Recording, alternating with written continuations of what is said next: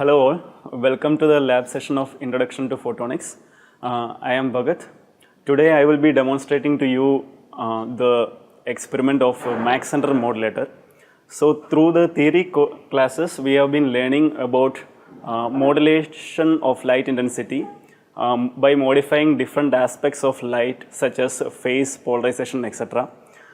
So this modulator which I am going to demonstrate today is based on the nonlinearity property, which is nothing but the Pockel's effect of light, and it is a chi2 effect.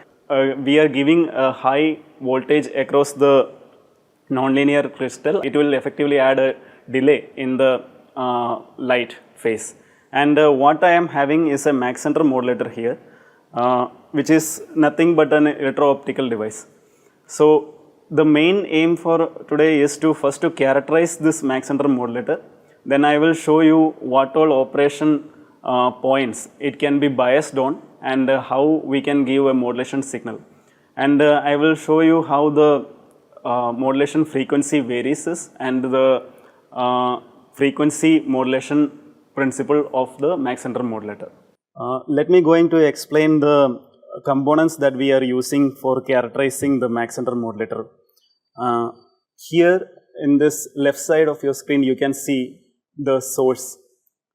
This is nothing but a handheld power source of a 1515 nanometer wavelength, and it can generate a power of maximum up to -5 dBm value. And the source is now connected to this device which you can see. It is nothing but a polarization controller, a fiber polarization controller. This is very essential for Mach Center modulator, because this Mach Center modulator which we have here, it is a polarization sensitive device. So we need to adjust whatever polarization given by the source, we need to adjust using this polarization controller to give as an input to the Mach Center modulator. So this polarization controller basically contains these paddles which we can turn it around. Now this contains three components, basically one quarter wave plate, one half wave plate, and again another quarter wave plate. With the combination of these three devices, we can align the orientation of this quarter wave plate and half wave plate by rotating this paddles here. So by aligning the quarter wave plate, half wave plate and the quarter wave plate, essentially we can move from any polarization state to any other required polarization state. We cannot see which polarization it is giving an output, but ideally it can convert any random polarization input to any random polarization output. So this is an essential device before giving the light input to the Mach Center modulator. So as you can see, the output of the polarization controller is connected to the input side of the Mach Center modulator here. So this is nothing but the electro-optic modulator which we have, which is an electrostatically sensitive device, ESD device. We need to have proper wrist strap ground protection to touch it. So I am not touching it at the moment. So the cable which is connected here is nothing but the DC voltage which we are giving at the electro-optic modulator. So the input comes through this side, which is already polarization controlled, and the output is given coming through the other end of the Mach Center modulator. So you can see the configuration inside this module in the inset. There you have a Mach Center modulator configuration in which in one arm there is a lithium niobate crystal, which is which is having a highly nonlinearity. Its electro-optic coefficient is pretty high. So according to the voltage given across the crystal, it will add a phase delay to one arm of the Mach Center modulator, and that will essentially control the light output of this particular device.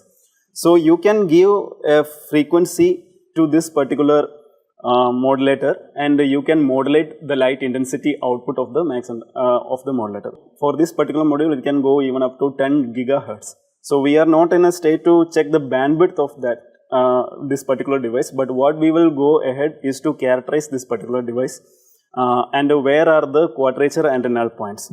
So the output is connected to a power meter, which is nothing but a handheld power meter. We can see how much power is fed into this system. And what I am going to do is first turn on the system, then I will adjust the polarization controller such that a sufficient amount of power is going, we are seeing at the power meter. Then I will vary the DC power voltage, DC voltage that is given to the lithium niobate crystal or the electro-optic modulator, which will essentially vary the output power we are getting. So this is the characterization step. So let me go ahead to demonstrate that to you. So for characterizing this electro-optic modulator, I made the connections as shown in the inset. So what I have here is a signal generator where I can vary the voltage bias that is given to the Mach center modulator. So the signal generator I configured in such a way that I can increment the voltage in steps of 100 millivolt. I can go to 100, 200, etc. Even up to say 7 volts or 5 volts. So this data I have already taken. This increment I will be doing parallelly, and this output power from the Mach center modulator is measured using this power meter. So you can notice that while I change the voltage here, the power will be varying on the power meter, and the power meter variations can be noted down for each steps of increment of the voltages for 100 millivolt. You can decide the steps, and the data is already collected, and the graph is plotted with the data collected is displayed on the screen. So this variations of output voltage by the change in the output light by changing the input bias voltage, you can see that in this particular curve is a cosine squared curve, and you can see that for what particular voltage bias the output light is varying, and you can see when it is going to minimum and when it is going to maximum. As I mentioned, the data is already collected, and you can see the curve plotting on the screen. So this curve is nothing but a cosine squared curve, and you are varying the voltages, and the power output is varying, power output is changing as shown in the curve. You can fit this curve with a sinusoid, and you can get a smoother curve. The main idea of characterizing this Mach center modulator is that you will get a knowledge of where to bias this particular Mach center modulator. So you can see that in the curve shown in the inset, I already highlighted the 2 points, which is nothing but the quadrature points, where the sinusoid goes almost linearly, and I highlighted another point now, which is coming in between, where the output light intensity is 0. So these points are nothing but the bias points, and keeping that as an offset, you can give a sinusoid signal to the Mach center modulator. The operation of this output Mach center light output can be explained further using the help of some other figures. Consider if the Mach center modulator is biased in the quadrature point as one of the quadrature point as shown in the figure, and if you are giving a sinusoid over it, you can see the variations will be happening on the bias voltage, and according to that the output light intensity also changes. You can see, since it is biased on a linear region of the cosine square curve, the output is also having the same frequency. Similarly, in the curve you can go for the another quadrature point. Also there also you can put a sinusoid over it. It will again yield a sinusoid light output in the same frequency. But considering the null point here in the center, if we are giving a sinusoid here, what you can observe is that you will again get a sinusoid curve, but please keep in mind that the frequency will be twice the frequency. So you can have these two main modes of operation for this electro-optic modulator. You can bias either on the quadrature points or in the null points. But please keep in mind that while going for the null point, the output light intensity peak to peak will be very low. So this frequency you can go up to even 10 gigahertz. So it is a pretty faster device. So now I am going to demonstrate to show you in the oscilloscope how the frequency is varying while we are going from one quadrature point to the null point. So that will give a sense of light modulation using an RF frequency which is connected to the electro-optic modulator. Okay, I went on connecting this particular setup to modulate this light output using this electro-optic modulator. So while connecting to this electro-optic modulator, please keep in mind the precaution, like you should give the light input first, then you need to give the bias voltage later. So first we need to ensure that the light is turned on, then you go for the bias voltage. So what I have here is I give a sinusoid signal keeping the offset voltage at whichever point you want to bias this electro-optic modulator. So this in this case I am giving a offset voltage of 1.3 volt. So which is nothing but a quadrature point. So it is operating, I ensure that it is operating somewhat on the linear region of the transfer characteristic of the electro-optic modulator.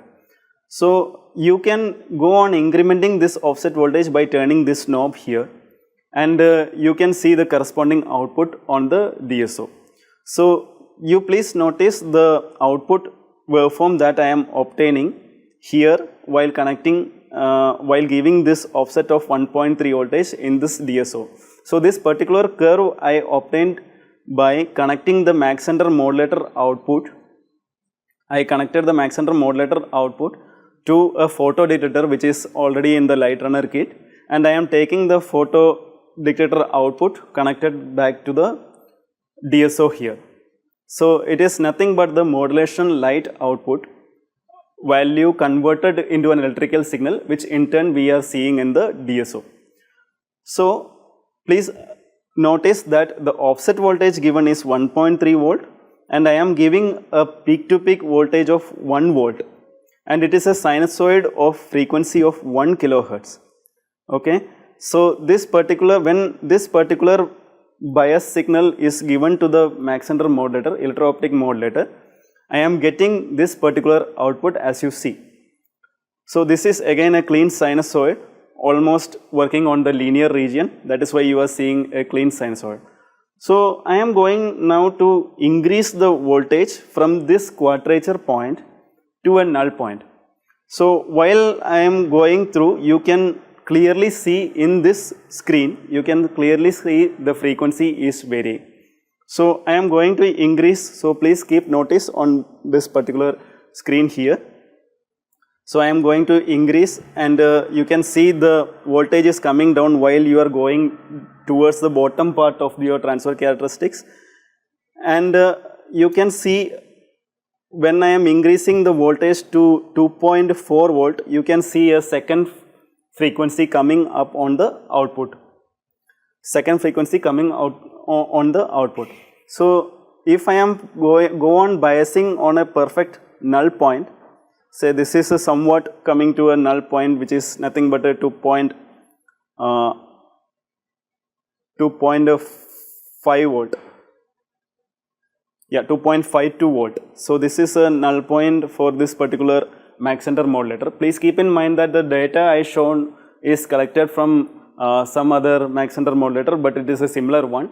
This can vary from one configuration to another configuration. So according to the polarization controller adjustments and all these points can be varied, but please keep in mind that you get a dual frequency here. The frequency of this particular signal here is nothing but 2 kilohertz, while we are giving an input signal of 1 kilohertz. So again, to show you, I am going back the voltage to our earlier point. You can see the frequency is coming back to our original signal frequency here.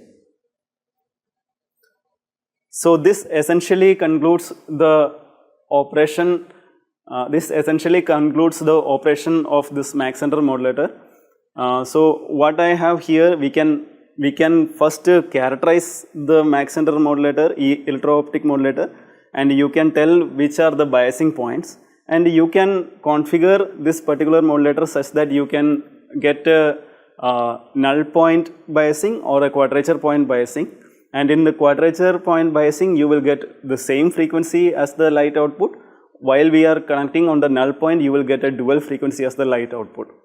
So in today's session, we have learned that the light output can be controlled using an electro-optic modulator, which is working on the principle of Pockels effect, which is we are having a lithium niobate crystal, and we will be controlling the phase on one arm of a Mach center modulator, which in turn changes the intensity. By this method, you can control the light output, you can modulate a light signal of laser source, and we characterized this particular electro-optic modulator here, and we saw the changes in the frequency operation while we are biasing on the quadrature point and on the null point. So this concludes this particular session. I want to thank you, thank Freddy, and I want to thank Akshay also for shooting this. Thank you.